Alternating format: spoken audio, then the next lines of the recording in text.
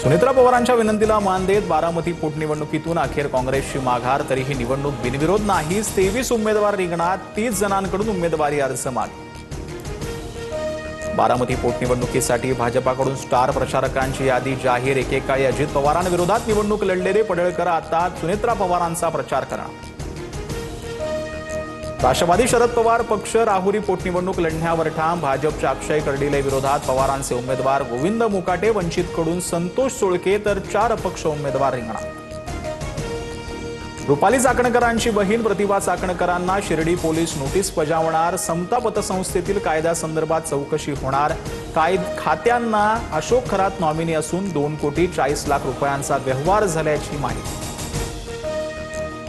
मुंदू अशोक खरातला 5 दिवसांची पोलीस कोठडी। गर्भवती महिलेवर अत्याचार केल्याप्रकरणी तपास करणार असल्याचा पोलिसांचा युक्तिवाद।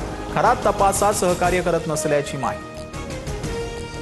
अत्याचारी भोंदू अशोक खरात विरोधात 14वा गुन्हा दाखल। मिरगाव येथील जमीन खरेदी प्रकरणात खरातसह पत्नीवर फसवणुकीच्या गुन्ह्याची नोंद। चौकशी सुरू। कवडीमोल भावात कोट्यावधींची जमीन घेतल्याचा माळी कुटुंबाचा आरोप।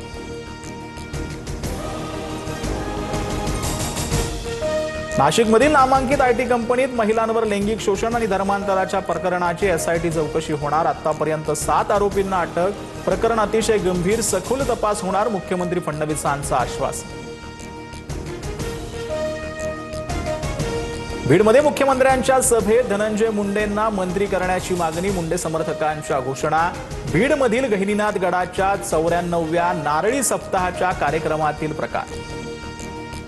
आसाम, केरळ आणि पुदुचेरी विधानसभा निवडणुकीसाठी मतदान। रात्री 8 वाजेपर्यंत आसाममध्ये 85.38%, केरळमध्ये 78.01%, तर पुदुचेरीमध्ये 89.81% मतदानाची नोंद। कोलकाता विरुद्धच्या अटीतटीच्या सामन्यात लखनौचा 3 विकेट्स राखून विजय। मुकुल चौधरी ठरला लखनौचा विजयाचा शिल्पकार।